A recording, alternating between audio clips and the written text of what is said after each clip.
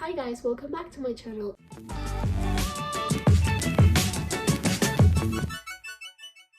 I don't know, it's been a while since I don't do a video in my room, and it's been a while also since I don't do a video in English, just talking by myself.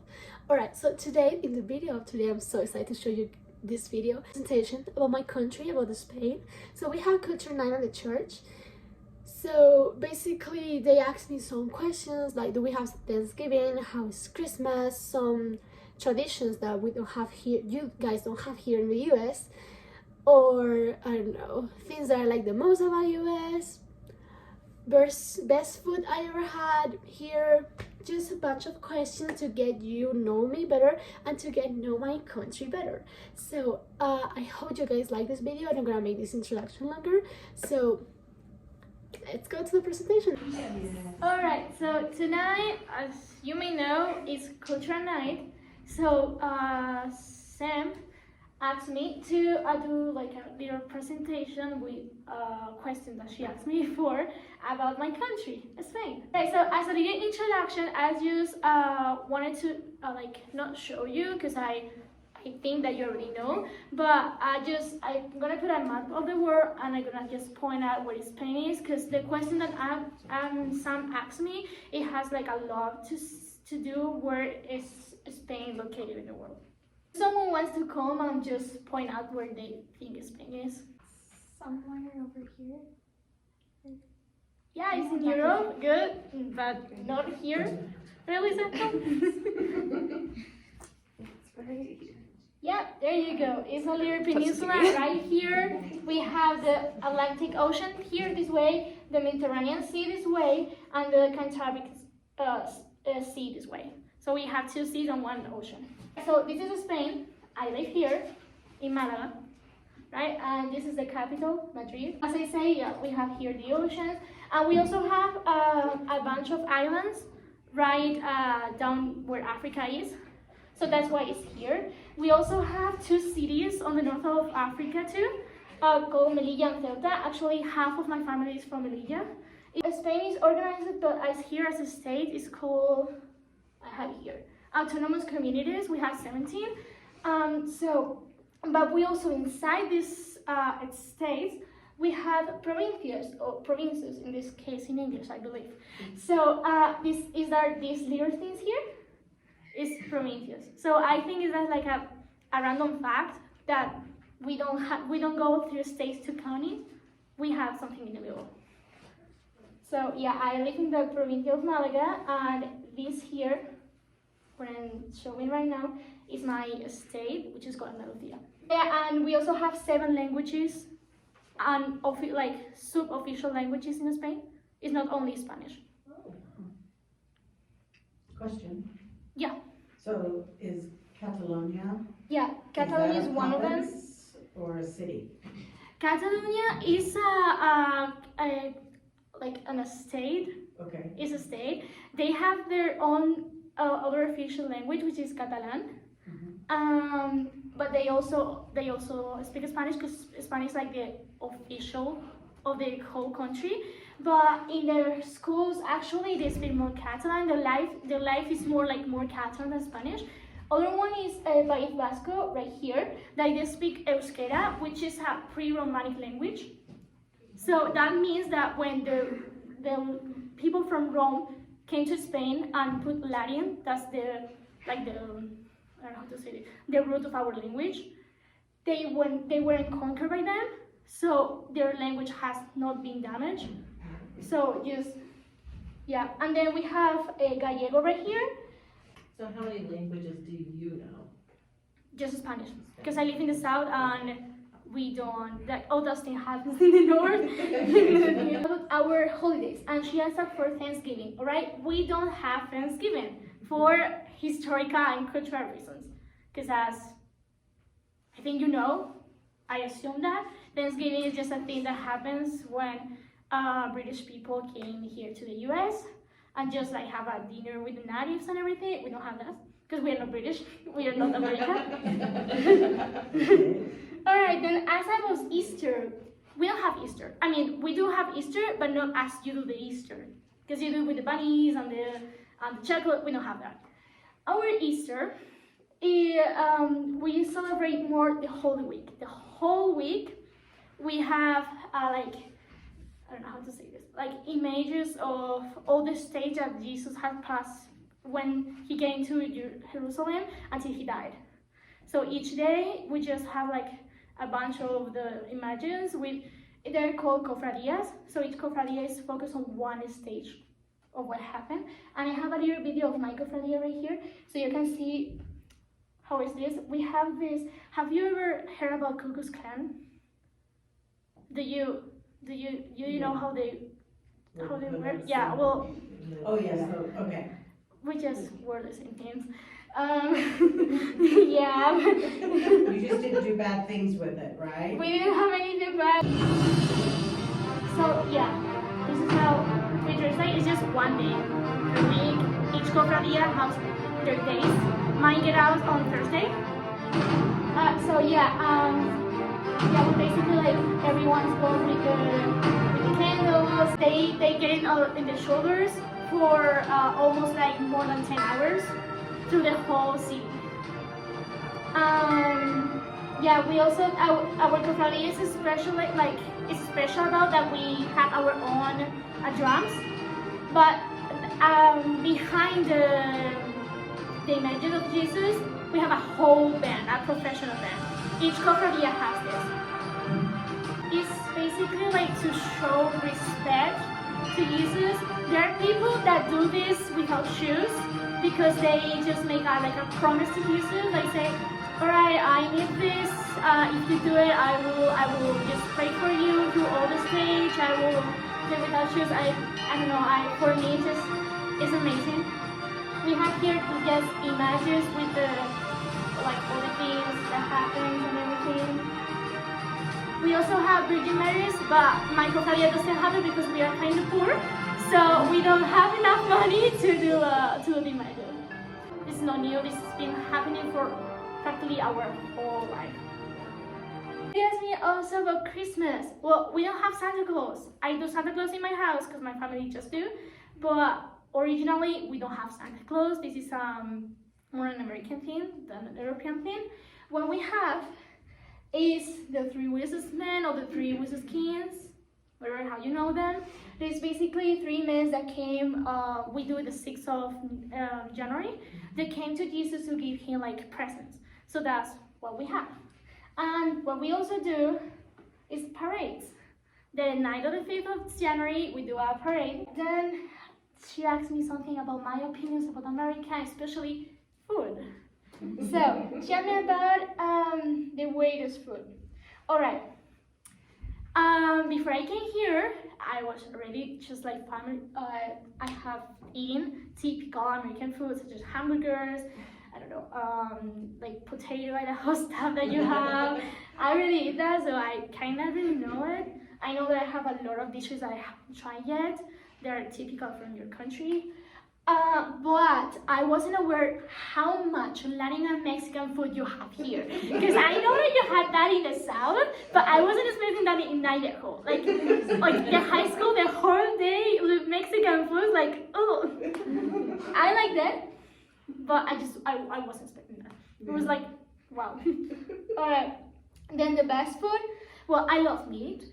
Alright, I know that we shouldn't eat so much meat because it's bad for the animals, the planet and everything, but I love meat. Something that I have to accept. I love meat. So yeah, everything that has meat, especially beef. I love how beef tastes. So hamburgers and barbecue, of course. Then cultural shocks. Okay, the high school. Just everything. I just walked into the high school the first time and it was like, is this a high school? Is this a university? Because the high school that you have here is enormous. Like in Spain, they're not that enormous. They're just buildings. One building, that's all. That's all. Here it was like, wow. Because this is like a university, how big it was. Then all the people that you have, the grades. Because we start high school in 7th grade. Until 10th grade, I was made up later. And then all the possibilities of subjects that you have. In Spain, we don't get to choose our subjects. Well, we choose like some of them, but all of us have to do the same subjects. our classes. We don't have class of 24 and the class is the whole bunch of people. Inside of the 24 generation, we have class A, class B, class C, that just separate about what they choose. But you don't really have like to choose a lot of things. You can choose if you want to do French or not. You can choose if you want to do technological or not, but math, history, language, English, and I think that will be like the fourth main one. Science. Not now, because when you get to 10th grade, you can decide if you want to do science or not science. I decide not science, I'm not a science person. Then in 11th and 12th grade, which is not obligated by the government, you can just go and work. So you basically just study because you want to. And that gave you the possibility to go to university. And that also just like spread in different things like such as arts. So in art you have something. Math, like science. Inside of science you have health and technological science. And then you have non-science, and then you have Latin, Greek, and everything. And so just spread. We have obligated one for all of us, which is philosophy, history, English, French. Well, history of Spain actually in these two, because it's the one that get into the final test to get into university, and language. Math is not obligated, like you can do math in all of them, except for art and not science. And then, so how old are you in the 10th grade over there? It goes up to 10, you said. I mean, until 10. How old are you when you reach that 10? It's the same as here. At 10 and 6, when you turn 16, you can start to work. So when you turn 16, you can get out of high school, start working, however you want. But yeah, so obligated by the government until 10th grade or until you turn 16. Alright, then the coffee and tea, I didn't know that about your religion, I didn't know that about your culture, that coffee and tea for you is, I don't know how to express this, like, like you just don't. I didn't know that, just something that you're like, oh, wow. Alright, then the pledge to the flag. Alright, that all the days, you just stand up and you pledge to the flag, there was like, what? Because in Spain, even if you have like a bracelet with your flag, you're just being, oh, you're a conservative. Oh, you're like, it's just political stuff because we have like a dictatorship like a few years ago, like 30, no, not 30, more. But in 1930, we were in the dictatorship. So like the flag, it was the actual flag that we have, well, it's different. Like the logo is different, but I don't know, they just associate that flag as a political image. So that's why some people are like, oh, you were the flag, you know? Because they associate that to the dictatorship. So we are not that's something that I love about Americans, that you are proud of your country and you show it. You say, I'm proud of America, I'm proud of my country. Yeah, we do that. I'm proud of my country too. I'm proud of what we have, but we don't really show up to our people. We show up more to exchange people than in our country. It's just political stuff. And then pencil in the test.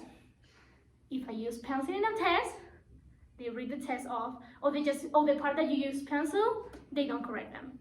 We cannot use pencil when we get into high school. It's everything with pen, everything. If you use pencil, they say, oh, you use pencil, all right, we're not going to correct it. Because I think this is because when they give you a test back, you can say, oh, you have here a problem, because you place it up and you put it, yeah. They don't really trust in us. Then the roads. I don't know how to say this. You have 3 paths, and in one is to change direction. When I get here and I saw my mom drove, and then the little one, that she just stopped, and it was like, what is she doing stopping in the middle of the road? And she just changed the direction. I was like, what? Because we don't have that. We just go and it's like an arrow to that. You just go to the arrow. I don't know, we don't have the middle path.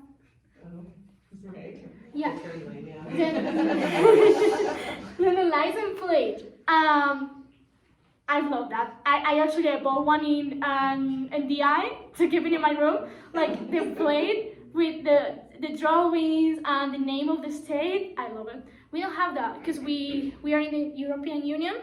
So we basically, our plates are all the same for the whole European Union. It's basically the numbers, white, and the little circle of stars, that is the European Union.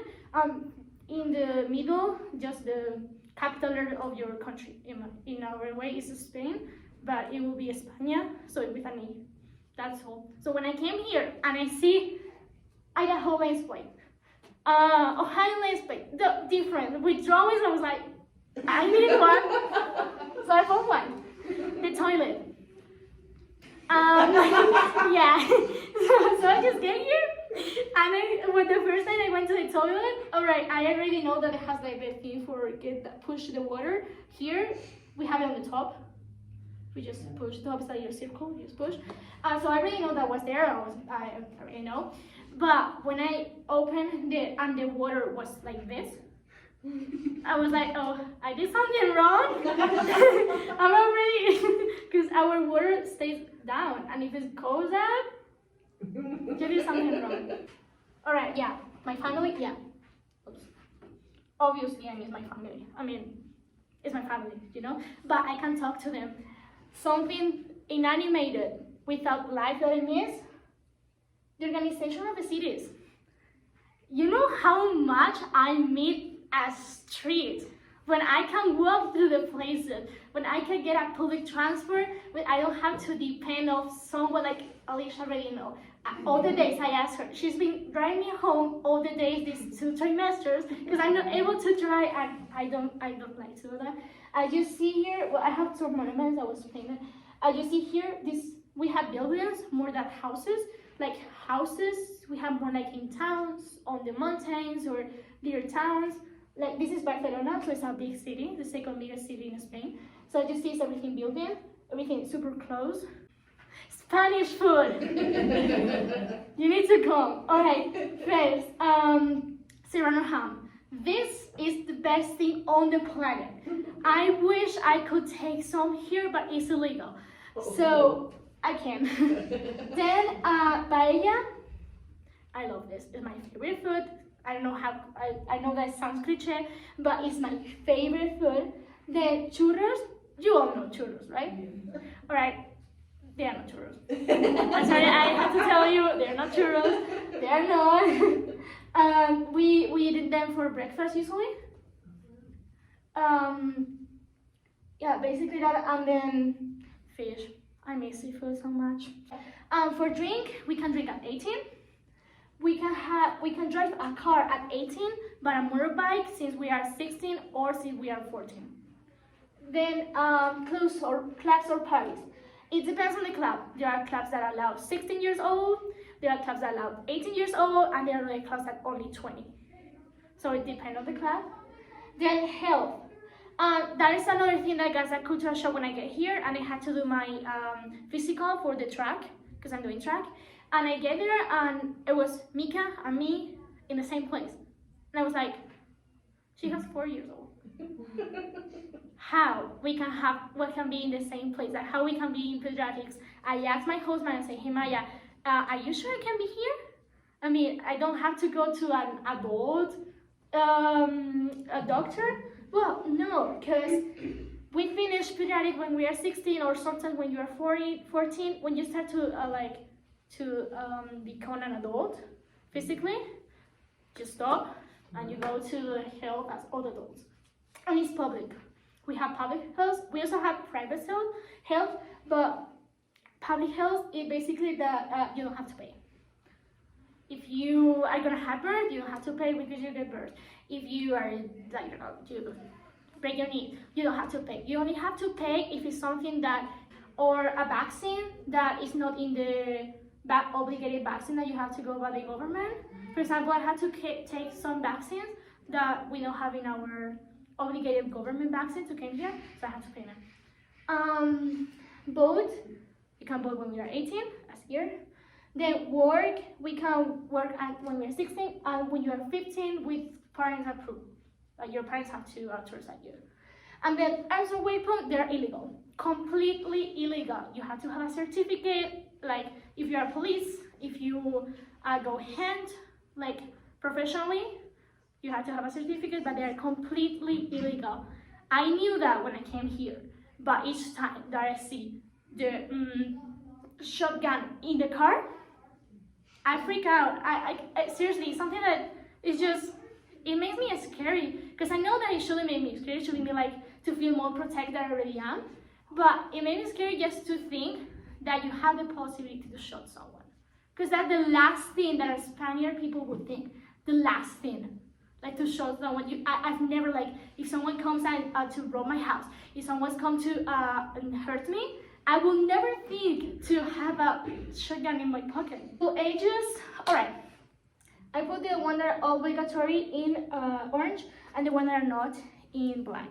All right, so we have like pre-kinder, which is practically all the people do. My family does. They did it with me because they just want to go and work. So when you are 1 to 3 years old, you have this pre-kinder until 6 in the evening normally, like 6 p.m. They just give you food, they give you a nap and everything, they take care of you so that your parents can work, which is a really cool thing. Then we have kinder from 3 to 5 years old. It's not obligatory, but everyone do that. Because it's in the same place, the same building as primary or elementary school. It's the same building. So from there you get to know all the people that you're gonna be your whole next 6 years. You learn how to write, you learn how to read, you learn the numbers, you learn the colors. We start learning English when we're 3 years old, actually. So, yeah, everyone do that, because it's the perfect way to introduce your children into everything at school means. Then elementary school, that goes from 5 to 12 years old, is 1 to 6th grade. Then la ESO, que se llama ESO, Educación Secundaria Obligatoria, which is secondary obligatory education, which is high school, from 7th to 10th grade. Then we have Bachillerato, which is 11th and 12th grade that I already explained you before. And it's usually in the same building as the high school. It's usually the same building, but there are some high schools that the kids, when they finish 10th grade, they have to move. There is something that also like freaked out to my host family when I was just putting olive oil in bread, olive oil in salad, olive oil in, I don't know, in everything. Because it's like the base of our gastronomy. That and bread is the base of our gastronomy, because we have Mediterranean gastronomy, which is the same as, practically the same as Italian, Greek, all the places. We just have practically the same gastronomy. And that's all. Do you have any questions? Well, I hope you like this video. I also hope that you learn something else or more, or something about my country, or either about myself. Any question that you have, no matter how stupid it is, leave it in the comments or in my Instagram as Chinese Student account, or in my TikTok. I will answer it. Seriously, I don't care how stupid it sounds. I will do it, because any question, if you want to learn more, is stupid. Just to close this video, I would like to thank you to watch them, because it really makes me happy. You know, there's people that like to watch my videos and make them happy watch my videos. That's something I really put so much effort in this YouTube channel, because I really want to do this thing okay. I want to do this thing right. I want to do this thing fun and enjoyable for me and for you guys. So yeah, thank you for that. Just to close it, I've got to remind you, if you want to keep watching my videos, just subscribe to my channel. Give me a like so I know that you like the video. That's something really important. Either share this with your friends if you think that they would love to know more about Spain or more about me, or they would like to see my travel stories or my exchange student year. Why not? Maybe I'm also doing this to help the next generation of exchange students. So yeah, any questions that you have, leave it there. I will see you in the next video. Thanks for everything. Bye.